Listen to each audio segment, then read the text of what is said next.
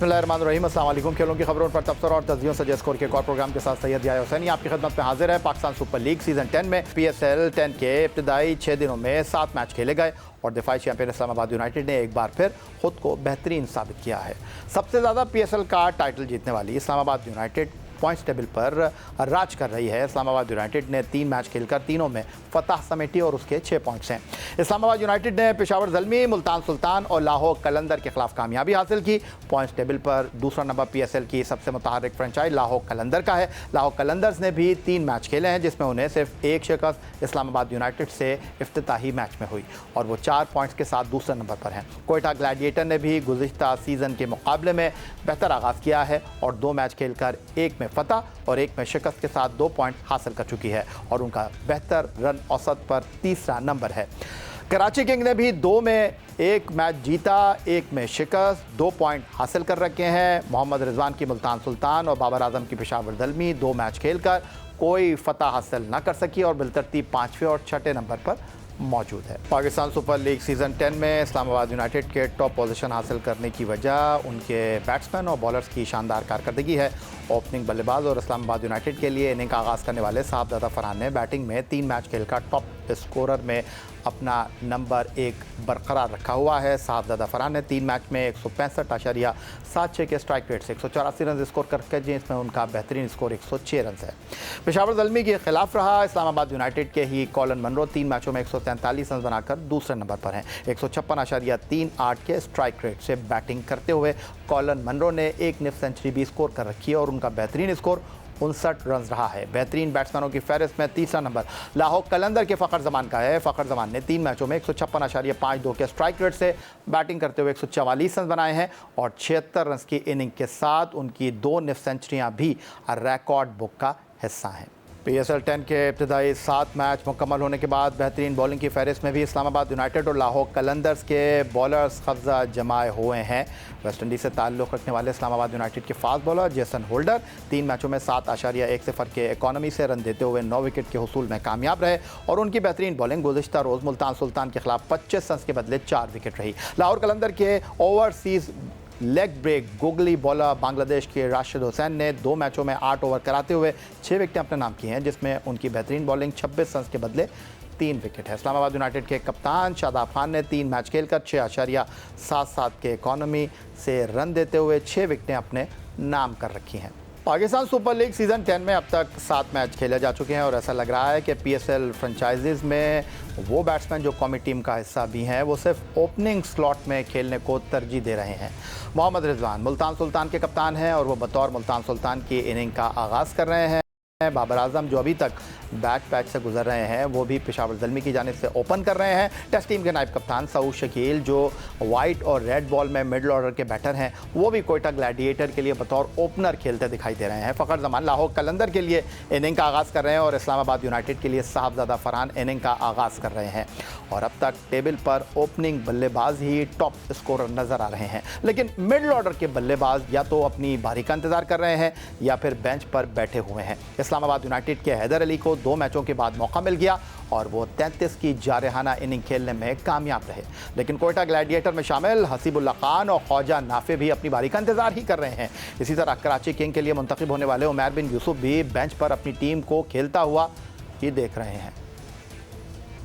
और स्टूडियो में मैं मौजूद पाकिस्तान टेस्ट टीम के साबिक कप्तान विकेट कीपर राशिद लतीफ़ साहब ज्वाइन कर रहे हैं। राशिद लतीफ़ साहब, वो जो पाकिस्तान से खेल रहे हैं वो PSL में बाहर बैठे हुए हैं और वो जो पाकिस्तान से नहीं खेलते इस फॉर्मेट में वो PSL में अपनी टीमों को लीड कर रहे हैं, इनिंग का आगाज़ कर रहे हैं। देखिए, तजर्बा किया था न्यूजीलैंड टीम लेके गए, उसमें थोड़े ना तजर्बाकार प्लेयर्स थे, बैटर थे, बॉलर थे लेके गए, लेकिन जब आप फ्रेंचाइज में आते हैं ना फिर ओनरशिप चेंज हो जाती है। वो फिर मालिकान और उनकी जो स्ट्रेटजी प्लानर लोग होते हैं, उनकी मैनेजमेंट होती है, वो डिसाइड करती है कि करना क्या है। तो जाहिर सी बात है फ़खर जमान उसमें हिस्सा नहीं थे। फ़खर जमान ओपन करेंगे और 2-3 प्लेयर्स ऐसे हैं जो कि दोबारा से कोशिश कर रहे हैं कि वो वापस पाकिस्तान टीम का हिस्सा बने, जिसमें रिजवान का नाम लिया आपने, बाबर का नाम लिया। ये वो ऐसे प्लेयर हैं जो कि लास्ट ईयर तक खेलते आए हैं, लेकिन T20 तेज़ी से पाकिस्तान में भी चेंज हो रही है और चाह रहे हैं कि हम अच्छे स्ट्राइक रेट के साथ, जैसे हारिस को ट्राई किया हमने, नवाज़ को ट्राई किया, तो साथ ज़्यादा फरहान को हम ट्राई करना चाहेंगे दोबारा। तो चेंज हो रही है, तो इसका मतलब है जो टॉप ऑर्डर के बैटर्स हैं उनको ज़्यादा मौके मिलते हैं, उनको जब मौके मिलते हैं वो रन्स करते हैं और वो नज़रों में आते हैं। हमें ज़रूरत मिडिल ऑर्डर की बहुत ज़्यादा है। जैसे आपने बात की, एक ज़माने में इफ्तिखार को बहुत ट्राई किया गया और आसिफ अली को ट्राई किया, हुसैन तलत को ट्राई किया गया, खुशदिल को ट्राई किया गया। ट्राई करने में हर्ज नहीं है, लेकिन इनका गेम चेंज करने में हर्ज है। इनको आपने हिटर बना दिया कि आंखें बंद करके आप मारते रहें, आपकी जगह 6, 7, 8 नंबर पे मिल जाएगी अगर आप ऐसे मारोगे। क्रिकेट एक प्रॉपर गेम है, चाहे आप कहीं दुनिया में देख लें, वो आराम से खेलते हैं, उसके बाद वक्त आने पे मारते हैं। ये नहीं है कि अपना गेम ख़राब कर लें। हैदर अली की मिसाल सबसे बड़ी है। उन्होंने स्टार्ट कहाँ से किया था? जो ओपनर किया था, फिर उनको देखा कि ओपनर नहीं चल सकते तो उनको मिडिल ऑर्डर में ले आए। हालांकि वो फर्स्ट क्लास के बेहतरीन बल्लेबाज थे, टेस्ट कैप दे देनी चाहिए थे 2020 में जब इंग्लिस्तान गए थे, वहाँ पे मिल जानी चाहिए थी, लेकिन नहीं मिली उनको। लेकिन फिर भी उनको मिडिल ऑर्डर किसने बनाया? सिस्टम के ख़राब रवैयों ने, ख़राब स्ट्रेटजी ने। तो वो भी एक ऐसे प्लेयर थे जो आते ही साथ छा गए थे। लेकिन हैदर अली की आपने बात की, 2 मैचों में बेंच पे बैठे, तीसरे मैच में मौका मिला और तीसरे मैच में उनका टीम में खेलना, लेकिन शादाब उनसे ऊपर बैटिंग करने के लिए आ रहे हैं, आप उनको सिर्फ पिंच हिटर के तौर पर इस्तेमाल कर रहे हैं। यही तो अलमिया, यही है। शादाब अच्छे बैट्समैन है, लेकिन शादाब की एक ख़ास बात जो नज़र आ रही है वो ये कि वो टीम एज ए कैप्टन है, लेकिन उनसे बेहतर बॉलर टीम में मौजूद है, उनसे बेहतर बल्लेबाज टीम में मौजूद हैं। तो उनका काम क्या है कि वो थोड़ा सपोर्ट करेंगे, वो टीम आगे जाएगी। सेम चीज़ शाहीन अफरीदी की भी है, लेकिन रिजवान या बाबर आजम की ये चीज़ नहीं है। वो खुद ज़्यादा परफॉर्म करना चाह रहे हैं। आपने रिजवान की बात की, ऐसा लग रहा है कि जो बैनुल अक़वामी क्रिकेट में रिजवान के बतौर कप्तान मसाइल थे वो फ्रेंचाइज क्रिकेट में भी दिखाई दे रहे हैं। कल हसनैन से उन्होंने 7वां ओवर कराया, फिर 19वें ओवर में उनको बॉलिंग करने के लिए लेकर आए, फिर उसके बाद डेविड विली का 1 ओवर बाकी है और कल जो मुल्तान सुल्तान को नाकामी का सामना करना पड़ा, आखिरी 5 ओवर ने रोल प्ले किया, 72 रन्स दिए मुल्तान सुल्तान ने इन आखिरी 5 ओवर्स में, और वो मैच जहां पर वो अच्छे तरीके से फिनिश कर सकते थे वो मैच उनके हाथ से निकल गया। जी, ये भी पॉसिबल है, लेकिन सबसे बड़ी, अगर तो इन्होंने टॉस जीत के लाहौर कलंदर्स को, अगर इस्लामाबाद यूनाइटेड को पहली मरतबा इस टूर्नामेंट में हुआ है कि जो टॉस जीता कप्तान वो मैच हार गया। हाँ, तो हो क्या रहा है कि यहाँ पे पुराने वाली स्ट्रेटजी नहीं चल रही, जो कि हमने पहले देखा था कि टॉस जीतो और मैच जीतो, चेज करते थे, ड्यू फैक्टर बहुत ज़्यादा था। इस दफ़ा नहीं। यहाँ पे जो पहले बैटिंग कर रहा है, एक आध मैच के अलावा, जो कि शायद 143 पे आउट हो गए थे, कोयटा कोई टीम थी जो आउट हो गई, चेज हो गए थे 5 विकेटों पे इस्लामाबाद ने किए थे, शायद दलमी आउट हुई थी। उसके अलावा जितने मैच देखें 180 बनते हैं या 200 बनते हैं। मार्जिन ऑफ डिफीट बहुत ज़्यादा मिल रहा है। आप देखें 105 रन से डिफीट हुई, 80 रन की कोयटा ने हराया और 79 रन से खुद हार गए। फिर कल की भी डिफीट देखें तो मार्जिन ऑफ डिफीट, यहाँ पे कप्तान का रोल मेन है टॉस जीत के क्या करना है, इन हालात में बैटिंग करनी। कल जो रिजवान की गलती थी मेरे ख्याल से, अगर तो ऐसा हुआ है तो मेरे ख्याल से ये गलती थी। बॉलर आपके पास ऑप्शन अगर ज़्यादा हैं तो आप ये चीज़ें कर सकते हैं। हसनैन से आप 2 ओवर पावर प्ले में अच्छे तगड़े कराएं। वो तेज़ बॉलर, जैसे कोयटा से खेलता था तो तेज़ बॉलिंग करता था पावर प्ले में, वो वहाँ पे अच्छे कर सकता है। डेविड विली भी न्यू बॉलिंग अच्छी करता है। इनके पास उसामा बीच में ज़रूर है, लेकिन इनके जो बहुत सारे बॉलर चले गए उससे बड़ा नुकसान हो रहा है। खुशदिल शाह इनकी सपोर्ट में मौजूद नहीं है, मोहम्मद अली जा चुके हैं यहाँ से, अब्बास आफरीदी भी नहीं है। तो इनकी जो बॉलिंग थी जो पुरानी वाली वो मौजूद नहीं है। तो यहाँ लतीफ़ साहब, मैं क्या ये कह सकता हूँ कि चाहे खिलाड़ी हों चाहे टीमें हों, वो अपने कंफर्ट जोन से बाहर निकल ही नहीं रही हैं।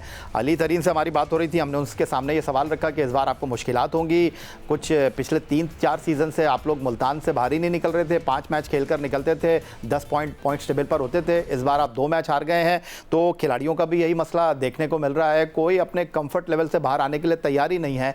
और ऐसा लगता है कि वो खिलाड़ी जो डोमेस्टिक क्रिकेट में मिडल ऑर्डर खेलते हैं उनको कुछ जिम्मेदारी मिल जाती है तो वो टॉप ऑर्डर में खेलने लगते हैं, और हर कोई जो है वो टॉप ऑर्डर में ही खेलना चाहता है, कोई मिडिल ऑर्डर में खेलने के लिए तैयार नहीं है। इसमें ये देखें कि अली तरीन चाह रहे हैं कि उनकी टीम अच्छी हो। वो शायद अपने जो इलाके हैं वहाँ पे भी अपनी ख़वातीन की एकेडमी भी बनाई है और वहाँ लोकल प्लेयर प्रोड्यूस करना चाह रहे हैं, लेकिन इस दफ़ा की टीम शायद बहुत मजबूत नहीं है। और हो सकता है कि पूल में जो प्लेयर्स हों रिटेन बहुत ज़्यादा हो गए हैं प्लेयर, जैसे कराची किंग ने अपने 7-8 प्लेयर रिटेन किए, सब ने अपने में रिटेन किए, लेकिन इन्होंने शायद रिटेन नहीं किए, इनके प्लेयर निकल गए जो मैंने अभी नाम लिए, वो उससे नुकसान हुआ है, इनको रिटेन करना चाहिए थे।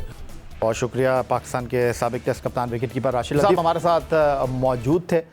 प्रोग्राम में वक्त हुआ एक ब्रेक का, ब्रेक से वापस लौटेंगे तो प्रोफेशनल बॉक्सर उस्मान वज़ीर हमारे साथ होंगे। प्रोग्राम के इस हिस्से में बात करते हैं बॉक्सिंग के खेल की, जहां उस्मान वज़ीर एक बार फिर रिंग में उतर रहे हैं। पाकिस्तान के प्रोफेशनल बॉक्सर उस्मान वज़ीर 24 अप्रैल को थाईलैंड के शहर बैंकॉक में भारतीय बॉक्सर से मुकाबला करने जा रहे हैं। वेल्टरवेट कैटेगरी में उस्मान वज़ीर अब तक नाकाबिल शिकस्त रहे हैं। उस्मान वज़ीर ने 2019 से प्रोफेशनल बॉक्सिंग का आगाज़ किया और अब तक 15 बाउट्स में वो अपने हरीफों को शिकस्त देने में कामयाब रहे हैं, जबकि उनके मुकाबले पर कोई बॉक्सर कामयाबी हासिल नहीं कर सका। इन 15 बाउट्स में उस्मान वज़ीर ने अपने हरीफ बॉक्सर को 10 मरतबा नॉकआउट किया है और 5 मरतबा पॉइंट्स की बुनियाद पर वो फाते रहे। उस्मान वज़ीर world youth title, Asian title और मिडल ईस्ट टाइटल अपने नाम कर चुके हैं। तो उस्मान वज़ीर 24 अप्रैल को जा रहे हैं थाईलैंड, जहां बैंकॉक में उनके सामने भारतीय बॉक्सर रिंग में होंगे। स्टूडियो में इस वक्त हमारे साथ मौजूद हैं पाकिस्तान के प्रोफेशनल बॉक्सर उस्मान वज़ीर। खुशामदीद कहते हैं आपको।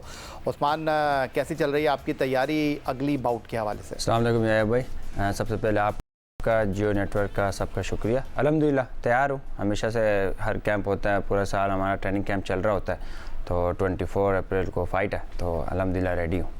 अच्छा, ज़रा से इस बाउट के हवाले से बताइए कि कब ये बाउट प्लान हुई और जिस तरह वेल्टरवेट कैटेगरी में ये बाउट है, तो इस बाउट के हवाले से कुछ बताना चाहिए। ये भाई आपको बताओगे लाइक एज अ प्रोफेशनल आपको हर 3 मंथ्स पे एक फ़ाइट करनी पड़ती है, क्योंकि आपकी रैंकिंग मेंटेन रहती है। तो लास्ट इवेंट हुआ था पाकिस्तान में, जिसमें जियो सुपर ने लाइव दिखाया था, तो वो मेरी फ़ाइट थी, क्योंकि मैंने IBF टाइटल क्वालिफाई किया हुआ है, IBF इंटरनेशनल। तो अब वो हो नहीं सका, उसके लिए मैं लाइक मुझे डेट नहीं मिली, तो मुझे अपनी रैंकिंग मेंटेन करनी थी, तो फिर मुझे ये फ़ाइट लेनी पड़ी। तो इसमें एक ईरान से चैलेंजर थे, इंडिया से थे, तो मैंने कहा कि इंडिया से लड़ते हैं, तो वो थोड़ा मैं आपको पता है हमारी कंट्री को ज़्यादा लोगों को भी पसंद होता है, तो हमने कहा चलें ये फ़ाइट लेते हैं।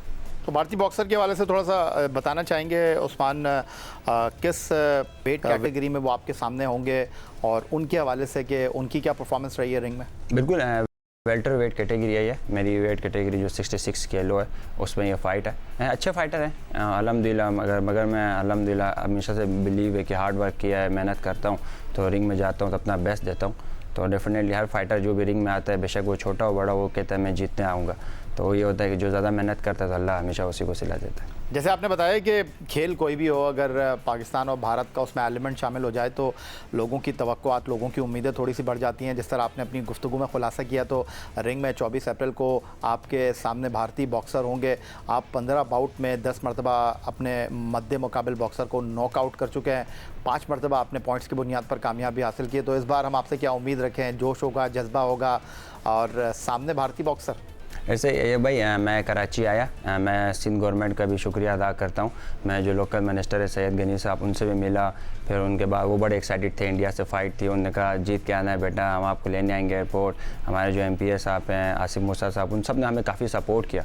तो वो मैं सबको देख रहा था, जिनसे मैं मिल रहा था, वो बड़े लाइक एक होता है जैसे क्रेज़ी, वो होता है कि बहुत खुश थे कि इंडिया से फ़ाइट है। तो बस था, प्रेशर भी होता है, और अल्हम्दुलिल्लाह पहले भी एक दफ़ा जीत चुका हूँ, तो इंशाल्लाह वही कोशिश होगी कि दोबारा जीतूँ और अपने मुल्क को, गिलगित बल्तिस्तान के लोगों को अच्छी खबर दे सकूँ। तो यही है कि हमेशा इंशाल्लाह विन करूँगा। अच्छा उस्मान, जिस तरह आपने बताया कि अपनी जो पॉइंट्स कैटेगरी है उसको मेंटेन करने के लिए हर 3 माह बाद आपको एक फ़ाइट के लिए रिंग में उतरना पड़ता है, तो पाकिस्तान बॉक्सिंग फेडरेशन के हवाले से मैं थोड़ा सा जानना चाहूँगा कि पाकिस्तान बॉक्सिंग फेडरेशन किस हद तक आपको सपोर्ट कर रही है, या आपके गिले शिकवे अभी तक स्टिल मौजूद हैं? देखें ये भाई, एमेच्योर बॉक्सिंग तो है ही डिफरेंट। अभी हम एज वो तो आपको पता है उसका कोई वजूद ही नहीं है, बैन हो गई, एमेच्योर फेडरेशन बैन हो गई, फिर स्पोर्ट्स बोर्ड ने ओलंपिक को बैन कर दिया। एक जो भी झगड़े चल रहे थे वो तो थे, तो उसमें सारे फाइटर सर्वाइव कर रहे थे, जितने भी डिपार्टमेंट के, वो तो जो डिपार्टमेंट के बॉक्सर्स है वो फंसे रहे फेडरेशन के साथ, जो हम प्रोफेशनल है वो हम निकल आए वहाँ से। तो अभी हमें भी लाइक जैसे लाइक स्ट्रगल करना पड़ता है स्पॉन्सरशिप के लिए, क्योंकि ये कि मैं ऑलरेडी एक अच्छी फ़ाइट्स के लिए क्वालिफाई हूँ, मगर ये कि मुझे अच्छी ट्रेनिंग नहीं मिली अभी तक, तो इसलिए मैं वो फाइट्स नहीं ले पा रहा। तो मुझे ये है कि लाइक आपको अच्छी सपोर्ट होगी डेफिनेटली। अब आपने एक वर्ल्ड के टॉप 10 से मुकाबला करना है या टॉप 15 से मुकाबला करना है तो आपने उस लेवल पे ट्रेनिंग आपको चाहिए, उस कोचेस के आपको ट्रेनिंग चाहिए। तो वो ये है कि प्रोफेशनल में आपको पता है सेल्फ करना पड़ता है सब कुछ। एमेच्योर का आपने देखा है वहाँ पे खाली सिर्फ पॉलिटिक्स है पाकिस्तान में, क्योंकि हर बंदा ओहदे के लिए लड़ रहा है। तो बेचारे जो एथलीट्स हैं वो हम हर बंदा सर्वाइव कर रहा है। तो वो तो आपको खुद भी पता है और आप भी देख रहे हैं क्योंकि आपका भी स्पोर्ट्स है। तो असल झगड़ा है कि आपका पाकिस्तान बॉक्सिंग फेडरेशन के साथ, आप प्रोफेशनल बॉक्सर हैं, आपके साथ वो नहीं है या आप उनके साथ नहीं हैं? देखें वो सारे प्रोफेशनल बॉक्सर्स के साथ उनका झगड़ा है, एक मेरे साथ नहीं है। तो वो ये है कि वो कहते हैं कि एमेच्योर बॉक्सिंग है, ये सही है, यहाँ से फिर हम यहाँ जाएंगे वहाँ जाएंगे, मगर वो होता है एंड टाइम में बस वो दिखाते हैं, एक नेशनल करवाते हैं, उसके बाद वो फाइटर्स पूरा साल घर पे होते हैं या कोई अपना डिपार्टमेंट का खेलते हैं। तो बेसिकली वो बहुत पॉलिटिक्स है। जैसे लास्ट टाइम आपको पता है एक हमारे वेट लिफ्टर थे, वो देखें हमारा एक अच्छा खासा मेडल था और उसका लाइक नू भाई का, तो वो भी इसी तरह शिकार हुआ। इस तरह बहुत सारे और एथलीट्स हैं जो शिकार होते रहे। तो वो फेडरेशन से आपको जो ओहदे वाले होते हैं वो थोड़ा अना पे लेते हैं, वो चाहते हैं कि एथलीट्स ऐसे करें, उनकी बात माने, मतलब अच्छी बात हो या गलत बात हो सब माने। बहुत शुक्रिया। उस्मान वजीर हमारे साथ मौजूद थे। वेल्टरवेट 66 कैटेगरी में थाईलैंड में 24 अप्रैल को भारतीय बॉक्सर के खिलाफ रिंग में उतर रहे हैं। पाकिस्तान के लिए अब तक 15 प्रोफेशनल बाउट में पार्टिसिपेट कर चुके हैं और 15 के 15 जीते हैं। 10 में नॉकआउट किया अपने हरीफ बॉक्सर को, 5 में पॉइंट्स की बुनियाद पर कामयाबी हासिल की है। इनकी कामयाबी के लिए हम दुआ गो हैं और इंशाल्लाह उस्मान आप जीतेंगे तो फिर आपको दोबारा अपने प्रोग्राम में मदऊ करेंगे। थैंक यू वेरी मच हमें ज्वाइन करने के लिए। यही था आज का हमारा प्रोग्राम। आप हमें ईमेल कर सकते हैं, अपनी राय से आगाह कर सकते हैं score@geo.tv पर। एक्स अकाउंट पर आप हमें फॉलो कर सकते हैं। इस दुआ इस उम्मीद इस तवक्को के साथ कि पाकिस्तान में खेलों खिलाड़ी तरक्की करते हैं। सैयद याहिया हुसैनी को स्कोर की पूरी टीम के साथ अगले प्रोग्राम तक के लिए इजाज़त दीजिए। अल्लाह हाफ़िज़।